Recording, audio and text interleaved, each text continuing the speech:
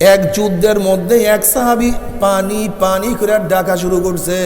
যেই সাহাবী পানি বড়িয়ার ডাক দিছে, তার চাচাতো ভাই পানি নিয়ে দৌড় মারছে। পানি নিয়ে যখনই দৌড় মারছে, পানি পান করবে, মুখের কাছে পানি নিছে, এরকম মুখের কাছে পানি নিছে, পান করবে। এর মধ্যে আর একজন ডাক দিছে পানি। যেই ব্যক্তি মুখের কাছে পানি নিছে সে বলছে, ভাই আমার বেশি পানির প্রয়োজন না, আমার ভাইয়ের বেশি পানির প্রয়োজন, তোমরা তার কাছে পানি নিয়ে যাও। দ্বিতীয় ব্যক্তির কাছে পানি নিয়ে গেছে। দ্বিতীয় ব্যক্তি যখনই পানি পান করবে, হঠাৎ তৃতীয় জায়গা থেকে আওয়াজ পানি। দ্বিতীয় ব্যক্তি বলছে, ভাই আমার বেশি পানির প্রয়োজন নেই, আমার ভাইয়ের বেশি পানির প্রয়োজন, তুমি তার কাছে পানি নিয়ে যাও। তৃতীয় ব্যক্তির কাছে যখন পানি নিয়ে গেছে, গিয়া দেখে সে দুনিয়াতে নেই, আল্লাহর সাথে মোলাকাত করিয়া ফেলাইছে।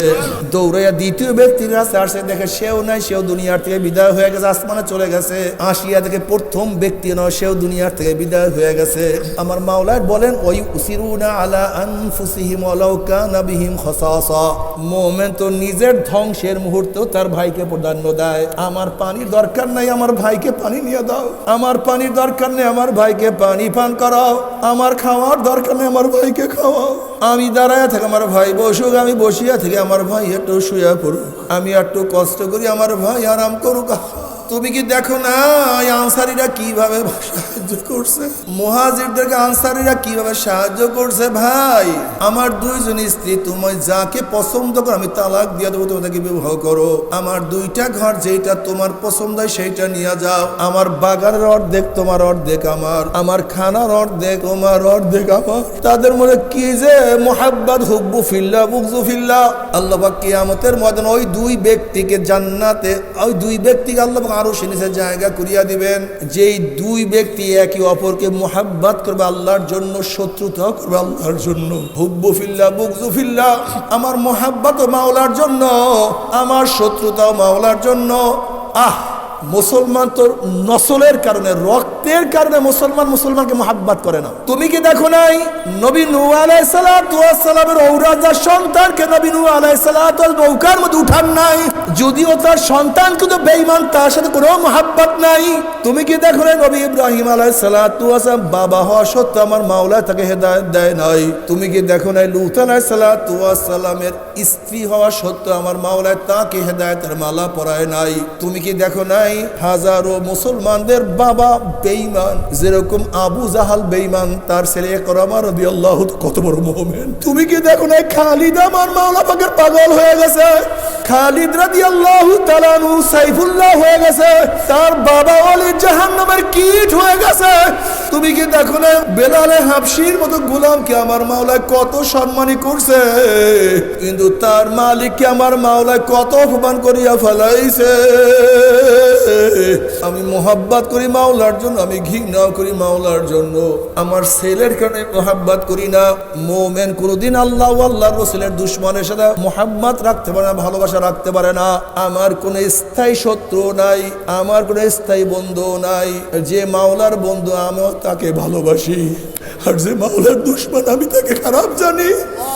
হে আমার মুসলমান বাবারা ও আমার পর্দার মা বোনেরা, মাওলাকে ভালোবাসিও, মাওলাকে মোহাব্বত না করিয়া কেউ মাওলার কবরে যাইও না। আল্লাহুম্মা আমিন। আল্লাহ মাহফিলকে আপনি হেদায়েতের জন্য কবুল করে নেন। আমরা যারা মাহফিলে হাজির হইলাম, আপনার ওলি না বানাই এখান থেকে কাউকে বিদায় দিয়েন না। রব্বির হামহুমা কামা রাব্বায়ানি সগীরা। ওয়া সাল্লাল্লাহু তাআলা আলা খায়রি খালকিহি মুহাম্মাদ ওয়া আলিহি ওয়া আসহাবিহি ওয়া আজওয়াজিহি ওয়া আতবাইহি আজমাইন ওয়ারহামনা মাআহুম برحمتك يا أرحم الراحمين. السلام عليكم ورحمة الله وبركاته. ভাই সাউন্ড বক্স বাড়ায়া দাও, সাউন্ড বক্স বাড়ায়া দাও, সামনের মাইক একটু কমায়া দাও। আলহামদুলিল্লাহ الحمد لله نحمده ونستعينه ونستغفره ونعوذ بالله من شرور أنفسنا من يهد الله فلا مضل له ومن يضلله فلا هادي له ونشهد أن لا إله إلا الله وحده لا شريك له ونشهد أن محمدا عبده ورسوله أما بعد وأعوذ بالله من الشيطان الرجيم بسم الله الرحمن الرحيم يا أيها الذين آمنوا صلوا عليه وسلموا تسليما اللهم صل على سيدنا ونبينا وشفيعنا وحبيبنا ومولانا محمد صلى الله عليه وعلى آله وأصحابه وبارك وسلم সবাই দুরূদ শরীফ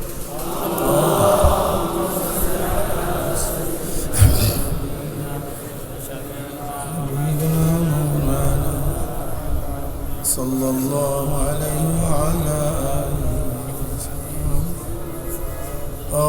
اللهم صل على سيدنا ونبينا وحبيبنا ومولانا محمد صلى الله عليه وعلى آله وأصحابه وبارك وسلم أعوذ بالله من الشيطان الرجيم بسم الله الرحمن الرحيم هو الذي بعث في الأميين رسولا منهم يتلو عليهم آياته ويزكيهم ويعلمهم الكتاب والحكمة وإن كانوا من قبل لفي ضلال مبين صدق الله مولانا العظيم وصدق رسول النبي الكريم ভাই সাউন্ড বক্সের সাউন্ড আরেকটু কমায়া দেন হালকা একটু সাউন্ড বক্সের সাউন্ড কমায়া দেন হালকা বাস এইভাবে রাখেন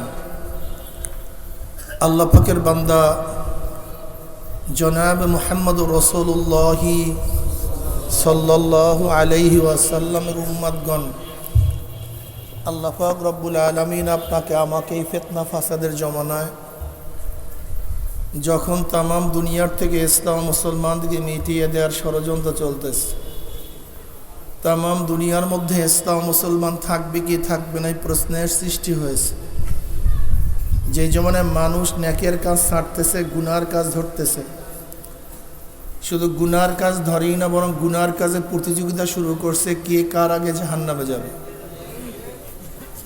যে জমানায় মুসলমান ইসলামকে পছন্দ করে না টুপি মাথার থেকে নাম ভাই মাইক কমায়া দাও ব্যাড সাউন্ড না হয় ব্যাড সাউন্ড হতে পারবে না আর এই ফ্যানটাকে এই সামনেই না ফিট করে দেন এই ফ্যান সামনে দেন নয়তো আওয়াজ যায় বারবার মাইকের মধ্যে টুপি উঠে থুক কে মারে হিন্দুরা মারে না মুসলমান দাঁড়ে দুইটা টিটকারি কে করে খ্রিস্টানরা নেই মুসলমান সুন্নাতেন জামানিয়া ফাইজলামে কে করে ইহুদিরা নেই মুসলমান ইসলাম নিয়ে কটুক্তি কি করে আসলে এরা মুসলমান না এরা নামধারী মুসলমান নিচে নামান 100 বার একটা কথা বলতে হয় এই বাস এইভাবে রাখেন এখন দেন ফ্যান তাহলে আর মাউথ পিসের মধ্যে যাবেন আমার দিকে ফিরে যাবেন এই নামধারী মুসলমান ইসলামের সবচেয়ে বড় দুশমন ঘরের ইঁদুরে বাত কাটলে সেই বাত রাখা যায় না ঘরের শত্রুতা করলে সে শত্রু দমন করা যায় না দেখেন একসময় আমাদের সংখ্যা খুবই কম ছিল মুসলমানের প্রথম যুগে প্রথম দিকে মুসলমানের সংখ্যা খুবই কম ছিল আপনারা জানেন জনাব মুহাম্মদ রাসূলুল্লাহ সাল্লাল্লাহু আলাইহি ওয়াসাল্লাম 570 ঈসাই সালে দুনিয়াতে আসছেন। কত ঈসাই সাল? সবাই বলেন কত? 570 ঈসাই সালে নবী আলাইহিস সালাতু ওয়াস সালাম জন্মগ্রহণ করেছেন, দুনিয়াতে আসছেন। 40 বছর বয়স। যখন তার বয়স 40, তার মানে 610 ঈসাই সাল। কত ঈসাই সাল? 610 ঈসাই সালে তিনি নবুয়াতি লাভ করেন। ওহী নিয়ে আসছে জিবরাইল। আচ্ছা বলেন তো, নবী আলাইহিস সালাতু ওয়াস সালামের কাছে যখন ওহী নিয়ে আসছে তখন কি কোনো মুসলমান ছিল? সব কাফের, সব মুশরিক ছিল। মহিলাদের মধ্যে সর্বপ্রথম ইসলাম গ্রহণ করছে খাদিজা কুবরা রাদিয়াল্লাহু তাআলা আনহা। আম্মাজান খাদিজা রাদিয়াল্লাহু তাআলা আনহা মহিলাদের মধ্যে প্রথম ইসলাম গ্রহণ করছেন। আপনারা সব সময় মনে রাখবেন, মাথার মধ্যে ভালো মতো বদ্ধমূল করেন, ইসলামের জন্য পুরুষদের যে খেদমত, মহিলাদের খেদমত কোনো অংশেই কম না, বরং অনেক দিক থেকে অনেক সময় মহিলারা সফকাত নিয়ে গেছে, পুরুষদের চেয়ে ইসলামের খেদমত বেশি করছে। নবী আলাইহিস সালাতু ওয়াস সালামের উপরে প্রথম ঈমান আনছে মহিলাদের মধ্যে, ভুলে গেছেন নামের মধ্যে, ওহীকে সত্যায়ন করাইছেন তিনি। ওয়ারাকা ইবনে নওফালের কাছে নবী আলাইহিস সালাতু ওয়াস সালামকে নিয়ে গেছেন তিনি, সান্ত্বনা প্রদান করছেন তিনি। এই আম্মাজান আয়েশা সিদ্দিকা রাদিয়াল্লাহু তাআলা আনহা, কাল্লা ওয়াল্লাহ মা ইউখজিকাল্লাহু আবাদা ইন্নাকা লা তাসিলুর রাহমা ওয়া তাহমিলুল কাল্লা ওয়া তাকসিবুল মা'দুমা ওয়া তাকতুদ দাঈফা ওয়া তুঈনু আলা নওয়াইবিল হক।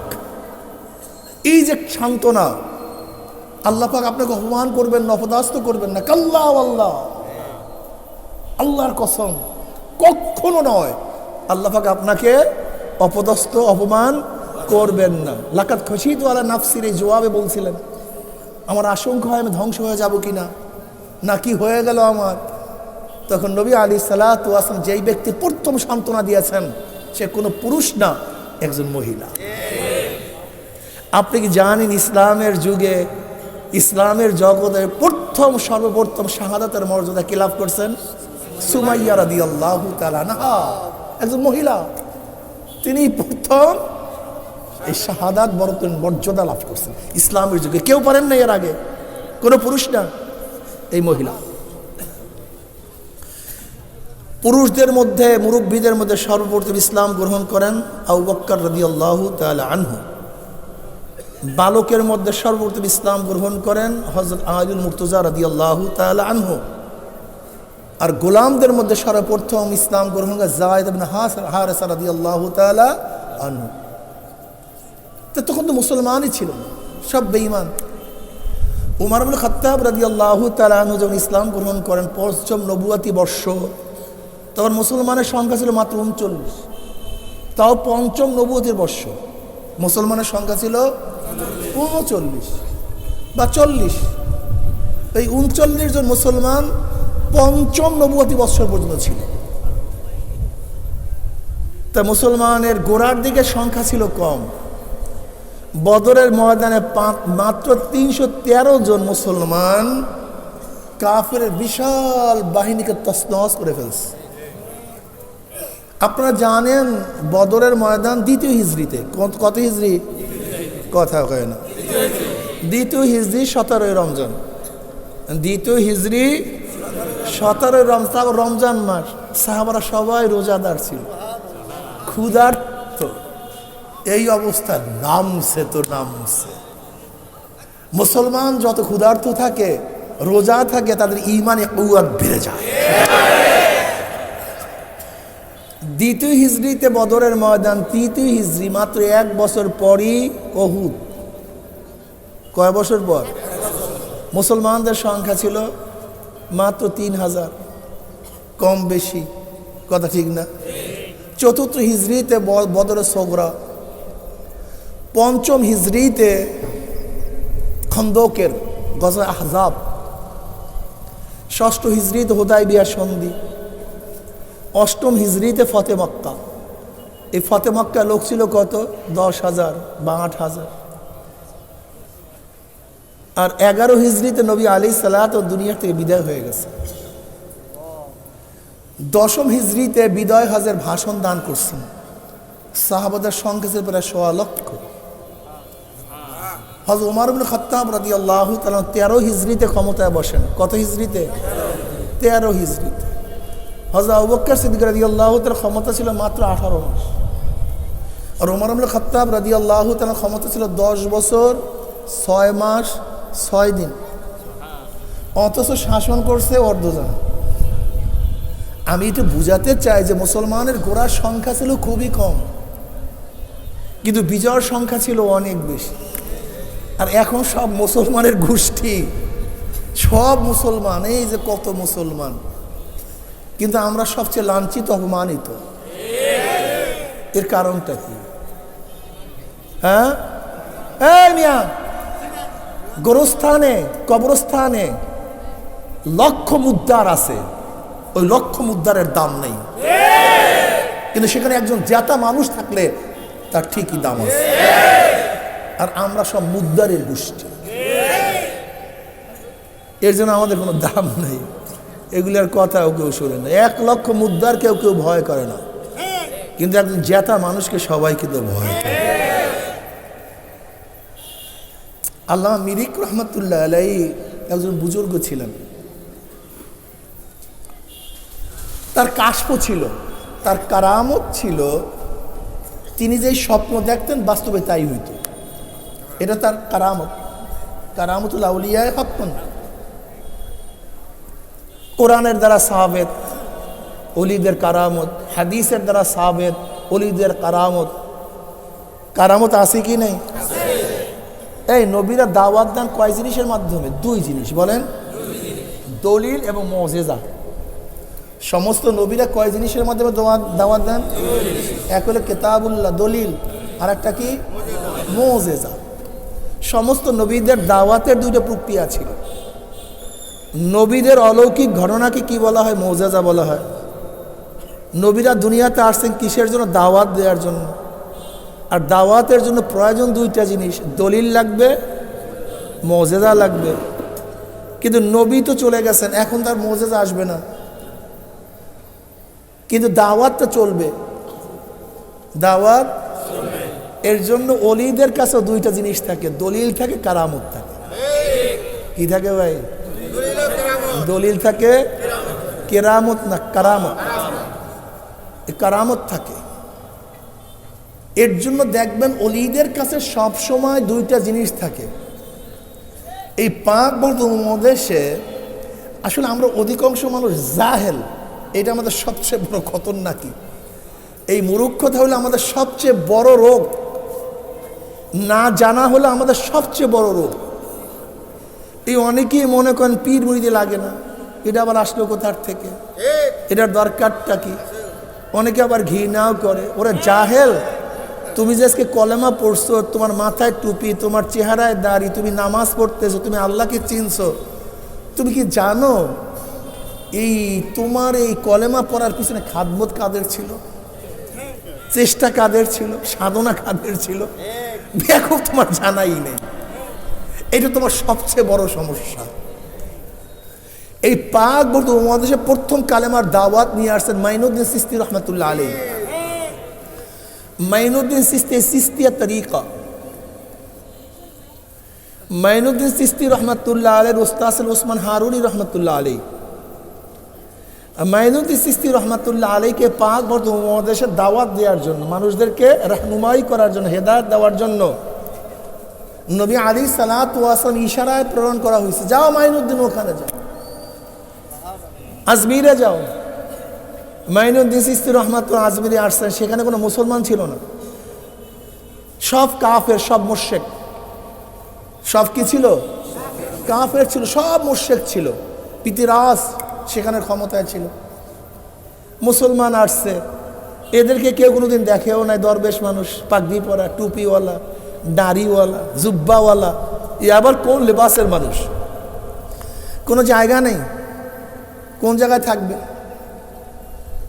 উটের যে আস্তাবল, উটের আস্তাবলে গিয়ে বাস কোনো রকমের একটু রাত্রে ঢুকছে, থাকবে সেখানে সাগরেদদেরকে নিয়ে আসছে। উঠের রাখা, এবার তোরা কোথার থেকে আসছো বণিক, হ্যাঁ দরবেশের গোষ্ঠী কোথার থেকে আসছো, ভাগ এখান থেকে, থাকতে পারবে না এখানে, ভাগো এখান থেকে। বেচারা কি করবে, মারামারি করবে, কোথায় যাবে, বের হয়ে গেছে। এক ভাঙ্গাচুরা মন্দির, যেইটার মূর্তি সব বলিতে খেয়া ফেলেছে, এর পিছনে গিয়ে কোনো রকমের বৈশা বৈশা মাওলার ইবাদতের মগ্ন। ওইদিকে আস্তাবল থেকে বের করে দিছে, কিন্তু উটের অবস্থা খারাপ, উট সব জমিনের সাথে লেগে গেছে। ভোরে একটা উট এখানে দাঁড়াতে পারে না, সব উট জমিনের সাথে সেট হয়ে গেছে, উট আর দাঁড়াতে পারে না।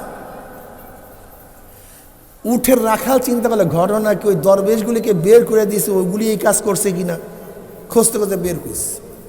আচ্ছা এ পাইস বলে ভাই তোমাদেরকে তো তারায়া দিছি, কিন্তু আমাদের উঠতে উঠতে পারে না, তুমি কোনো মন্ত্রতন্ত্র জানো নাকি, কোনো মন্ত্র জানো? বলে হ্যাঁ আমি ভালো মন্ত্র জানো।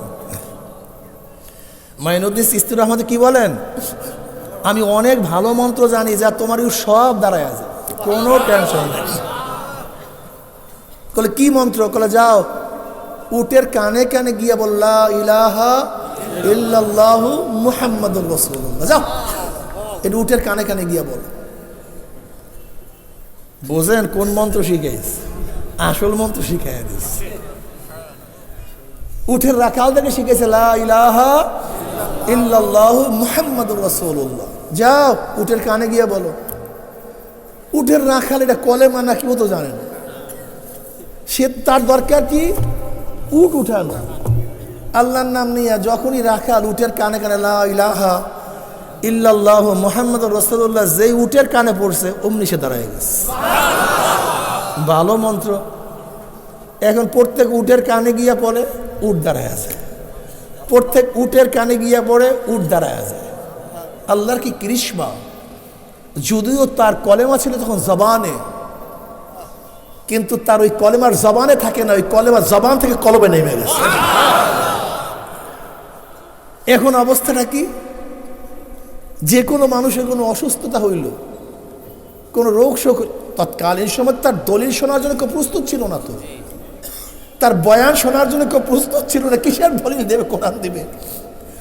এখন অবস্থা হচ্ছে ওই এলাকায় যত অসুস্থ হইতো মাইনুদ্দিন চিশতি রহমাতুল্লাহ আলাইহির কাছে আসতে হবে, কোনো মন্ত্র জানো? বলে যাও যাইয়া পড়ো লা ইলাহা ইল্লাল্লাহু মুহাম্মাদুর রাসূলুল্লাহ, এক মন্ত্রের কারবার শেষ। তার একার হাতে প্রায় 1 কোটি শুধু হিন্দু মুসলমান হয়েছে। এই মাইনুদ্দিন চিশতি রহমাতুল্লাহ আলাইহি।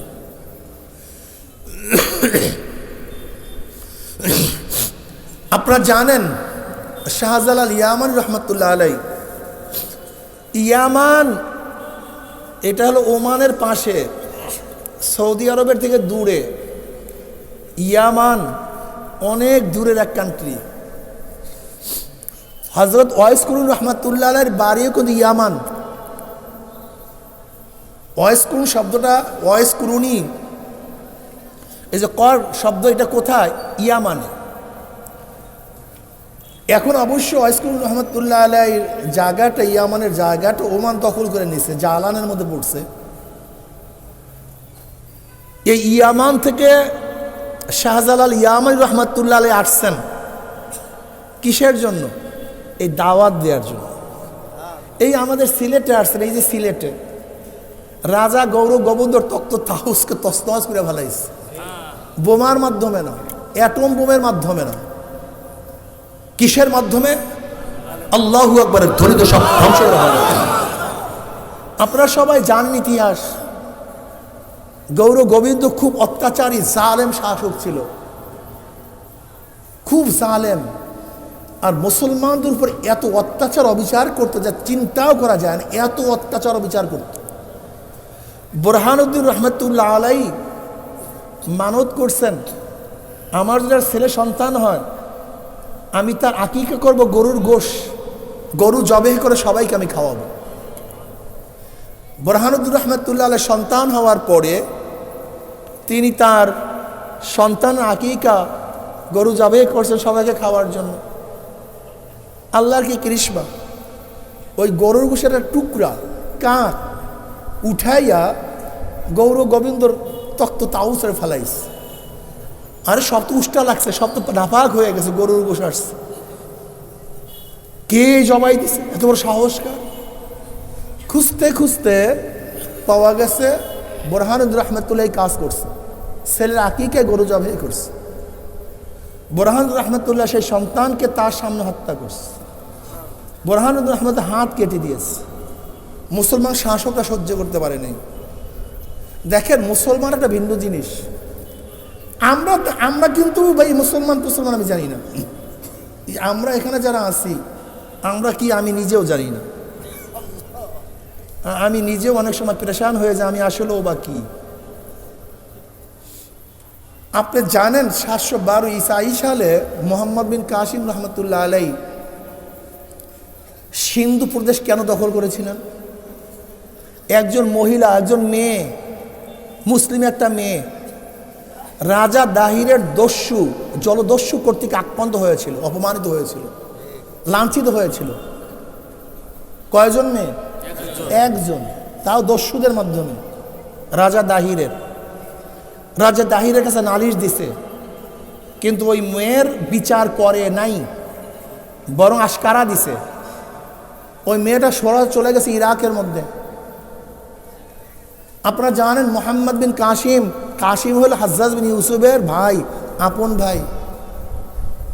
এই হাজ্জাজ বিন ইউসুফের ভাতিজা হলো মোহাম্মদ। তার কাছে হাজ্জাজ বিন ইউসুফের মেয়ে বিবাহ দিছে। মেয়ের নাম জোবায়দা। মেয়ের নাম হারুন আর রশিদ বাদশার স্ত্রীর নামও ছিল জোবায়দা। ওই নহরে জোবায়দা, যেই জোবায়দা নহরে জোবায়দা, যে সবচেয়ে লম্বা নহর, যেটা হাজিদের জন্য খনন করা হয়েছিল জোবায়দার নামে। তাই সেই জোবায়দার স্বামী হলো মোহাম্মদ বিন কাসিম। আর মোহাম্মদ বিন কাসিম তো বহুত বড় যোদ্ধা ছিল, আপনারা জানেন। কাসিমের তলোয়ার ইসলামকে উপকারও করছে, ইসলামকে ধ্বংসও করছে। এর জন্য বলে কি কাসিমের তলোয়ার উদাহরণ কেন দেয়? এই কাসিমের তলোয়ার ইসলামের উপকারও করছে, ইসলামের ক্ষতিও করছে। এই আজীব এক তলোয়ার, যে এইদিকে ছুটতো সে এলাকা সব লয় করত। মোহাম্মদ বিন কাসিম, তার শ্বশুর হাজ্জাজ বিন ইউসুফ। তৎকালীন সময় দ্বিতীয় ওলীদের সময় গোটা দুনিয়া জয় করা শুরু করছে।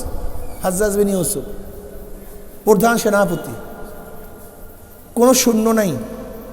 ওই মহিলা গিয়া, যুবতী গিয়া নালিশ দিছে, আপনারা হাজারো মুসলমান ভাইরা জিন্দা থাকতে আপনারা বোন অপমানিত হবে, লাঞ্ছিত হবে। কয়জন বোন? বাড়ি কই? কোথায় সেই সিন্ধু আর কোথায় সেই ইরাক? মুসলমানের কোনো জাত নেই, এদের জাতীয়তাবোধ বলতে কিচ্ছু নেই। এরা বাংলাদেশি, আরবি, ইরাকি, আফ্রিকান, সৈয়দ, খন্দকার, তালুকদার, এরকম কোনো জাতীয় পরিচয় মুসলমানদের নাই। মুসলমান একটাই পরিচয়, আমরা মুসলমান। আল মুমিনু কারজুন ওয়াহিদ, আল মুমিনু কারজুন ওয়াহিদ, ইনিস্তাকা আইনুহু ইস্তাকা কুল্লু ওয়া ইনিস্তাকা রাসুহু ইস্তাকা কুল্লু। গোটা দুনিয়ার মুসলমান মুমিন একটা শরীরের মতো। কয়টা শরীরের মতো? আমার শরীরের চোখের মধ্যে অসুস্থ হইলে গোটা শরীরটাই অসুস্থ হয়ে যায়। মাথার মধ্যে ব্যথা শুরু হইলে গোটা শরীরটাই দুর্বল হয়ে যায়।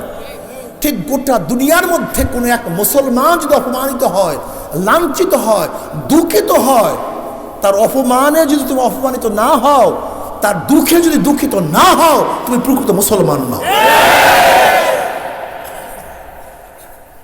আল মুসলিম ইখওয়া, সমস্ত মুসলমান ভাই। চেনে না, শোনে না, জানে না কোথার এক মুসলিম মেয়ে কোথা থেকে আসছে, পরিচয় নাই। কিন্তু কি পরিচয় ছিল? আর কোনো পরিচয় দরকার নেই তো। আমি মুসলমান, আমাকে অপমান করছে, এ আমার খালু না, আমার বোন না, আমার আত্মীয় না, আমার স্বজন, এটা দেখার কোনো বিষয় না। মুসলমান বাস, আর কিছু দরকার নেই। কত সুন্দর পরিবেশ ছিল রে, কত সুন্দর মজার এক সমাজ ছিল মুসলমান। আর কোনো দরকার নেই।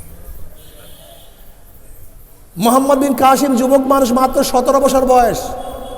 আর আমাদের 17 বছরের যুবকরা মনে করে এখন পর্যন্ত বড়ই হয়নি, উঠতেই পারে, তুই উঠতেও পারবি না। বেয়াকুফ কথা।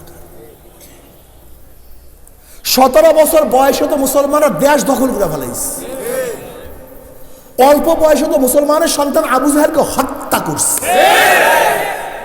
হযরত মুআজ রাদিয়াল্লাহু আনহুমা ছোট বাচ্চা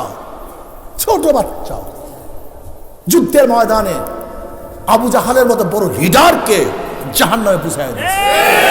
এটা মুসলমান। তুমি আমি কোন সাতার মুসলমান আমি নিজেও জানি, আমার জানা নেই। মোহাম্মদ বিন কাসেম চিন্তা করলেন কি করা যায়, আমার এক বোন আসছে নালিশ নিয়ে, সৈন্যও তো নাই। এরপর তিনি নামলেন, ওই বাস ন্যাংরা রুলার যারা নাই এরকম ছোট বড় বিলায় জিলা মাত্র 5,000 সৈন্য দখল করছে, জোগাড় করছে। কত হাজার? মাত্র 5,000। যখন রাজা দাহির সে জানছে যে মুসলমানরা আমাদের আক্রমণ করার জন্য আসতেছে, তখন রাজা দাহির 1 লক্ষ সৈন্য সমাবেশ করছে। কত লক্ষ? আর মুসলমানদের সংখ্যা ছিল মাত্র 5,000। কোথায় এরা আর কোথায় সিন্ধু? ম্যাকারনের পথ ধরে রওনা করছে। আল্লাহু আকবার। আল্লাহর কি কৃষ্মা! ওই মাত্র 5,000 সৈন্য রাজা দাহিরের 1 লক্ষ সৈন্যের উপর আক্রমণ করে তছনছ করে ফেলছেন এবং রাজা দাহিরকে হত্যা করছে। আমার মুসলিম মেয়ের প্রতিশোধ গ্রহণ করেছে। ইসকা নামায় মুসলমান। তুমি আমি কোন সাত আমি জানি না, তোমরা জানো কিন্তু তুমিও জানো না। ইসলাম কত মজার বিষয়। ইসলাম পালন করবা দুনিয়াতেও শান্তি, কবরে, কিয়ামতে, মিজানে, পুলসেরাতে আর জান্নাতের মধ্যে এখানে শান্তি আর শান্তি।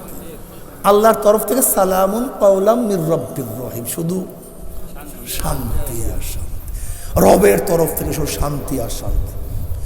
ইসলাম মানবা না দুনিয়াতেও অশান্তি। দুনিয়াতেও যেখানে ইসলাম নাই ঘরের মধ্যে অশান্তি, বাবা ছেলের মধ্যে অশান্তি, স্ত্রী স্বামীর মধ্যে অশান্তি, মা মেয়ের মধ্যে অশান্তি, বন্ধু বন্ধুর মধ্যে অশান্তি, সমাজের মধ্যে অশান্তি, কেউ কাউকে ছাড় দেয় না। আর যদি মুমিন হয় 10 জন দরবেশ একটা কম্বলের নিচে থাকতে পারে। কয়টা কম্বল? দরবেশ কয়জন? সুবহানাল্লাহ। ওই উসিরুনা আলা আনফুসিহিম ওয়ালাউ কানা বিহিম খাসাসা। মুমিন সব সময় নিজের উপরে তার ভাইকে প্রাধান্য দেয়। ভাই কম্বল তুই গায়ে দে, আমি একটু কষ্ট করি না। ভাই তুই গায়ে দে, না ভাই তুই গায়ে দে, না ভাই তুই গায়ে দে, না ভাই তুই গায়ে দে। একটা কম্বল 10 জন দরবেশের জন্য যথেষ্ট, কিন্তু 2 রাষ্ট্রের মধ্যে 2 বাদশা থাকতে পারে না। 2 বাদশা 2 রাষ্ট্রেও থাকতে পারে না। আরো চাই। আপনি কি জানেন না এক যুদ্ধের মধ্যে এক সাহাবী পানি পানি করে ডাকা শুরু করছে। যেই সাহাবী পানি বড়িয়ার ডাক দিছে, তার চাচাতো ভাই পানি নিয়ে দৌড় মারছে। পানি নিয়ে যখনই দৌড় মারছে, পানি পান করবে, মুখের কাছে পানি নিছে, এরকম মুখের কাছে পানি নিছে, পান করবে। এর মধ্যে আর একজন ডাক দিছে পানি। যেই ব্যক্তি মুখের কাছে পানি নিছে সে বলছে, ভাই আমার বেশি পানির প্রয়োজন, আমার ভাইয়ের বেশি পানির প্রয়োজন, তোমরা তার কাছে পানি নিয়ে যাও। বুঝলেন? দ্বিতীয় ব্যক্তির কাছে পানি নিয়ে গেছে।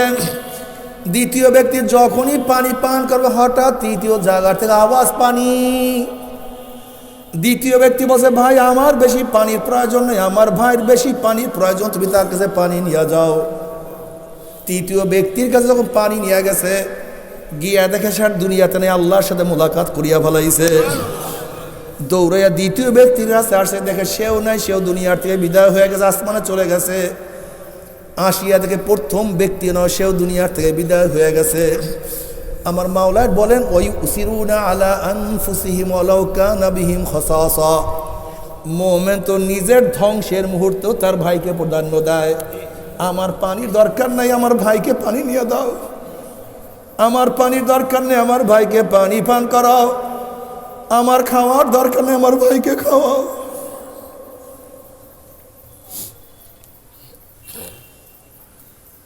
আমি দাঁড়ায় থাকি, আমার ভাই বসুক, আমি বসিয়া থেকে আমার ভাই একটু শুয়ে পড়ুক, আমি একটু কষ্ট করি, আমার ভাই আরাম করুক।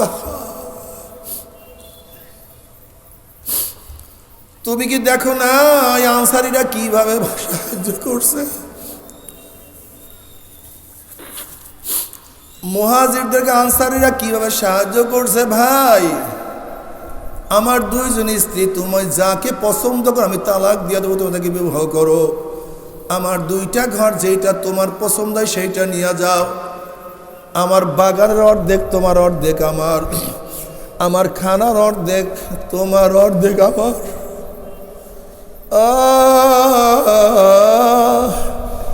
তাদের মধ্যে কি যে মোহাব্বত, হুব্বু ফিল্লাহ, বুগজু ফিল্লাহ। আল্লাহ কিয়ামতের ময়দানে 7 ব্যক্তিকে আরো নিচে জায়গা দিয়া দিবেন।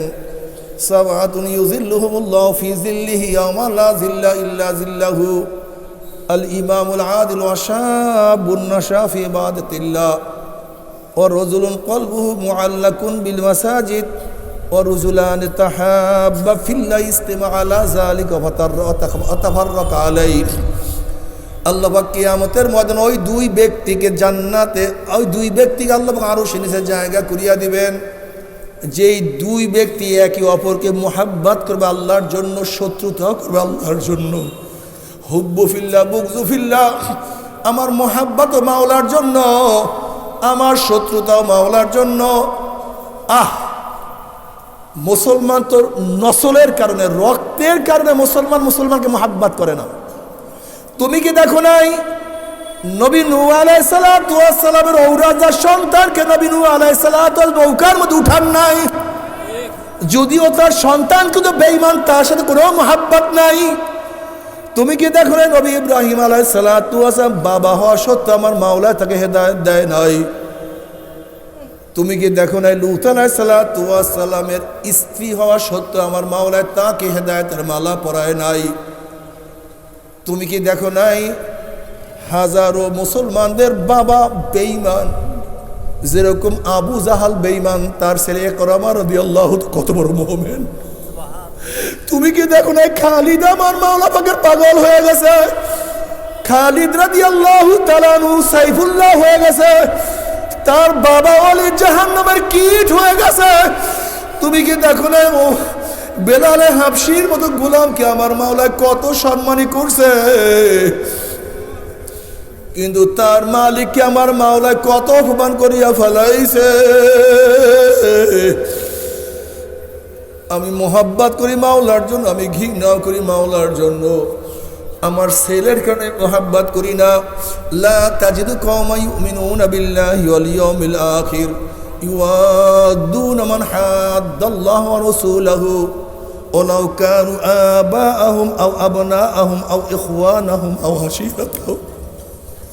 হে মুসলমান, কেন তুমি বুঝো না?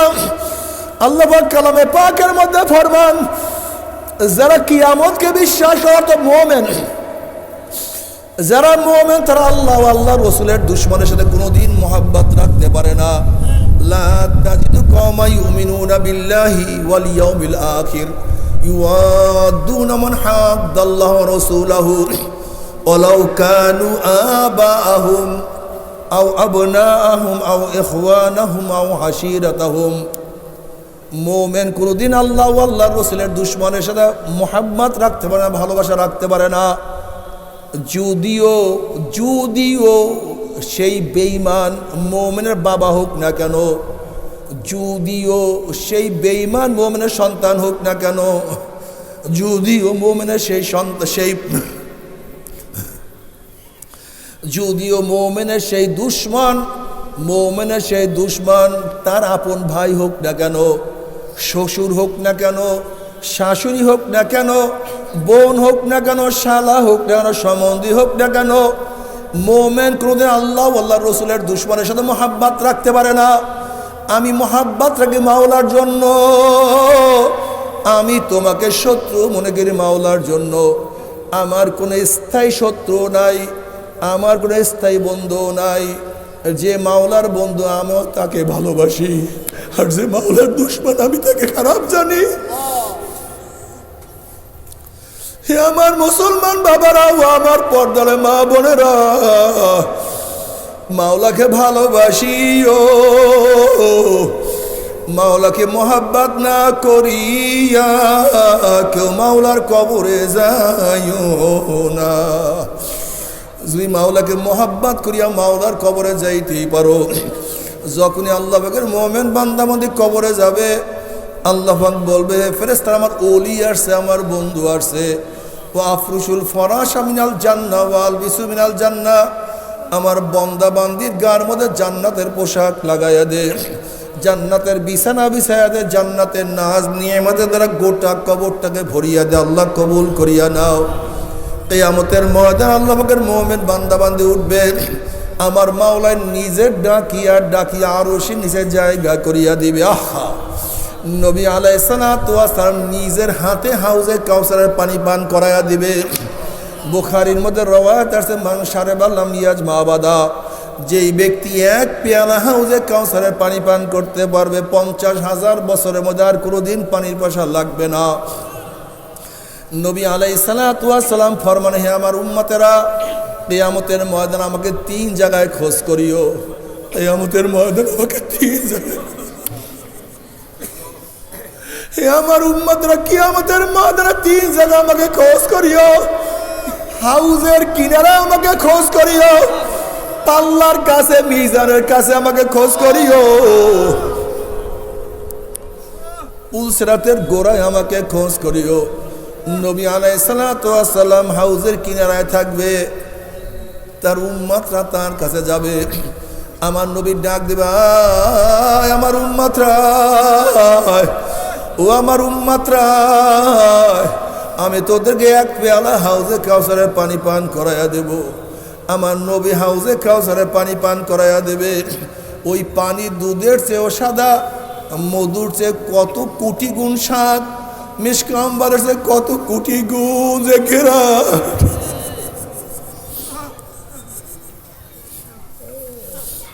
ওই পানির এত তাসির, এক পেয়ালা পানি পান করলে 50,000 বছরের মধ্যে আর পানির পেশাল লাগবে না। নবী আলাইহিস সালাতু ওয়াস সালাম মিজানের কাছে দাঁড়ানো থাকবে, তার উম্মতের ওজন করা শুরু করবে। যখনই উম্মতের কোনো গুনাহ ওজন করবে, অমনি নবী আলাইহিস সালাতু ওয়াস সালাম সুপারিশ করবে, মাওলা হে গুনাহটাকে ওজন করিও না। এই যুবক স্কুলের ছাত্র, এই ছেলে তো কলেজের ছাত্র, ইউনিভার্সিটির ছাত্র, ওর বাবা নামাজ পড়তো না, ছেলে তো নামাজ কাজা করতো না। এই মেয়ে তো কলেজের ছাত্রী, ওর মা তো বোরকা পড়তো না, কিন্তু মেয়ে তো বোরকা ছাড়া রাস্তায় নামতো না।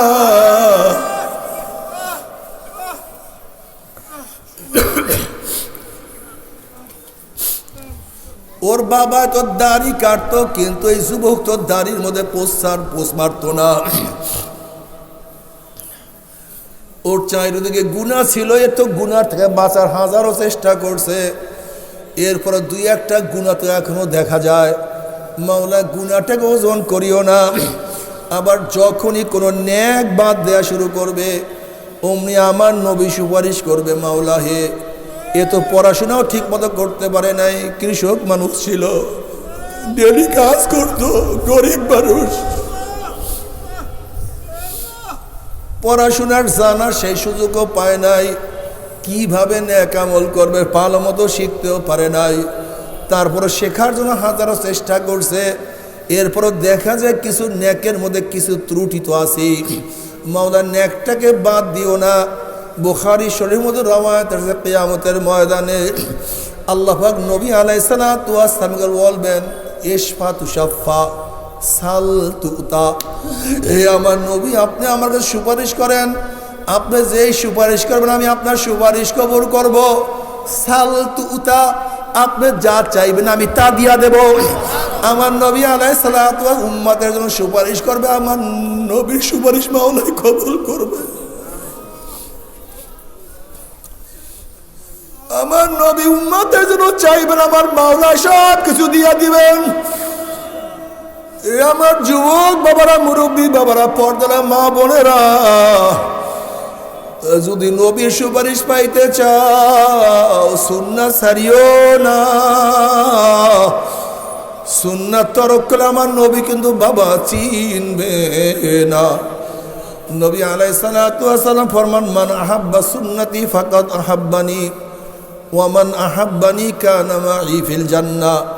যারা আমার সুন্নাত অনুযায়ী চলবে কিয়ামতের ময়দানে আমার সাথী হয়ে তারা সবাই জান্নাতে চলিয়া যাবে।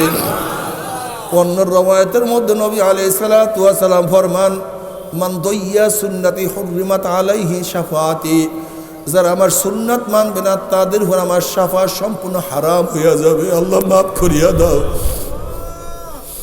বাবারে বাবারে, দলে পড়িও না, কোনো ফাসেকদের কথা মানিও না, কোনো ফাসেকদের বয়ানে পড়িয়া, ওয়াজে পড়িয়া কোনো ফাসেকদের কথা শুনিয়া নিজেকে ধ্বংসের দিকে নিয়ে যাইও না রে বাবা। নিজে আমল করার চেষ্টা করো, আর একজনকে আমল করাবার ব্যবস্থা করো। এরপরও নিজের উপরে নিজে সম্পূর্ণ ভরসা করিও না।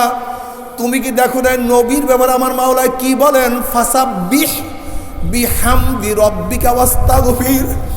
আপনি ইস্তিগফার করতে থাকেন, বারবার তওবা করতে থাকেন। অথচ নবী আলাইহিস সালাতু ওয়াস সালামের কোনো গুনাহই ছিল না। এরপরে সম্মান সূচকভাবে আল্লাহ পাক বললেন, গুফিরা লাহু মা তাকাদ্দামা মিন যানবিহি ওয়া মা তাআখার। মাওলা পাক আপনার সমস্ত কিছু পিছিলে এবং আগিলা মাফ করিয়া দিছে। যেই নবী সব কিছু মাফ, সেই নবী যদি ইস্তেগফার পরে বারবার তওবা করে, তাহলে তোমার আমার কি করা উচিত রে বাবা? বাবারে চোখের পানি শুকায়ও না। নবী আলাইহিস সালাতু ওয়াস নামাজের মধ্যে এমন ভাবে কাঁদতেন, ওয়ান মুতাররাফান আন আবিহি ক্বালা আতাইতুন নবিয়্য সাল্লাল্লাহু আলাইহি ওয়াসাল্লাম ওয়া হুয়া ইউসাল্লি ওয়ালিজাউফি আজিজুকা আজিজিল মিরজাল মিনাল বুকা। নবী আলাইহিস সালাতু ওয়াস নামাজ মধ্যে এমন ভাবে কাঁদতেন যেরকম পাতিলের মধ্যে পানি দিয়া নিচে আগুন জ্বালায়া দিলে পাতিলের মধ্যে গুম গুম আওয়াজ করতে থাকে। নবী আলাইহিস সালাতু ওয়াস নামাজের মধ্যে এমনভাবে কাঁদতেন তার কলিজার থেকে কান্নার গুম গুম আওয়াজ বের হইতে থাকতো। যেই নবী জান্নাতে ঢোকার আগে কেউ জান্নাতে ঢুকতে পারবে না, যার কাছে শাফায়াতে কুবরা বড় সুপারিশের মালিক যিনি সমস্ত সুপারিশ প্রথম করবেন, সেই নবী যদি কাঁদতে পারে, সেই নবী যদি যার যার করে কাঁদতে পারে, সেই নবী যদি এত কাঁদতে পারে, তোমার আমার চোখে কেন পানি না?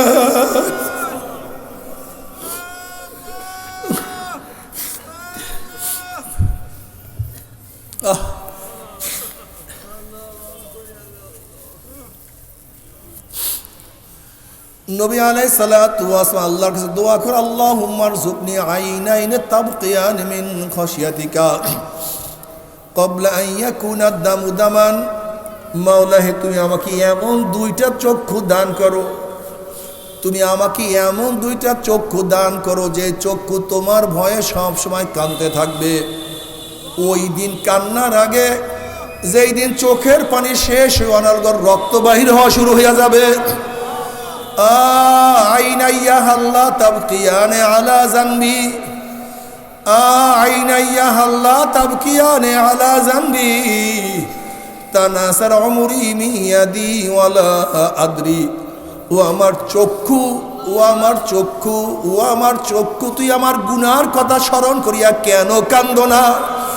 ওরে চক্ষু কত নামাজ কাজা করছি, ওরে চক্ষু কত রোজা ছাড়িয়া দিছি, ওরে চক্ষু কত গাঁজা সেবন করছি, ওরে চক্ষু কত সুদ খাইছি, ওরে চক্ষু কত চুরি করছি, কত মিথ্যা বলছি, ওরে চক্ষু অবৈধভাবে কত মহিলার গায়ে হাত লাগাইছি, ওরে চক্ষু কত হারাম গুনার কাজ করছি।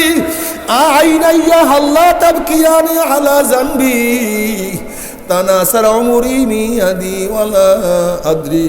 ও আমার চক্ষু, তুই আমার গুনার কথা স্মরণ করিয়া কেন কান্দো না? অথচ আমার সামনে আমার দাড়ি পাকিয়া গেল, আমার সামনে আমার চুল পাকিয়া গেল, আমার সামনে আমার হাতের শক্তি দুর্বল হইয়া গেল, আমার সামনে আমি কবরের কিনারায় হাজির হইয়া গেলাম, কিন্তু কোনো কিছু হিসাব মিলাইতে পারলাম না। আল্লাহ, ও আমার যুবক বাবারা, সময় চলিয়া যায়।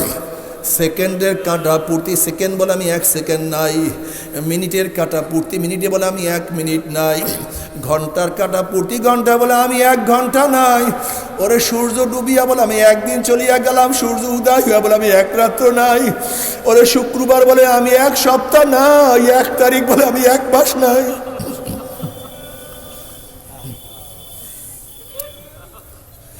বছরের শুরু বলে আমি 1 বছর চলিয়া গেলাম। কি নিয়ে রওনা করছো?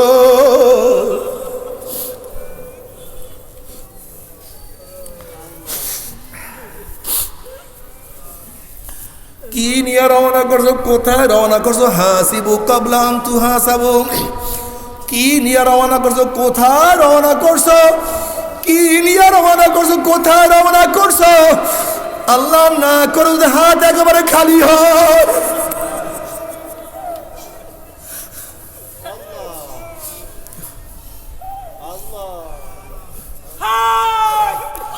ফাসাও ফাতারো ইজিন কাশাফাল গুবারো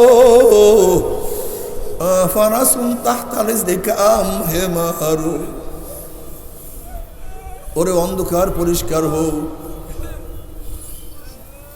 সূর্য ওঠার অপেক্ষায় করো, তখন তুমি দেখতে পারবা তুমি ঘোড়ার উপরে না গাধার উপরে।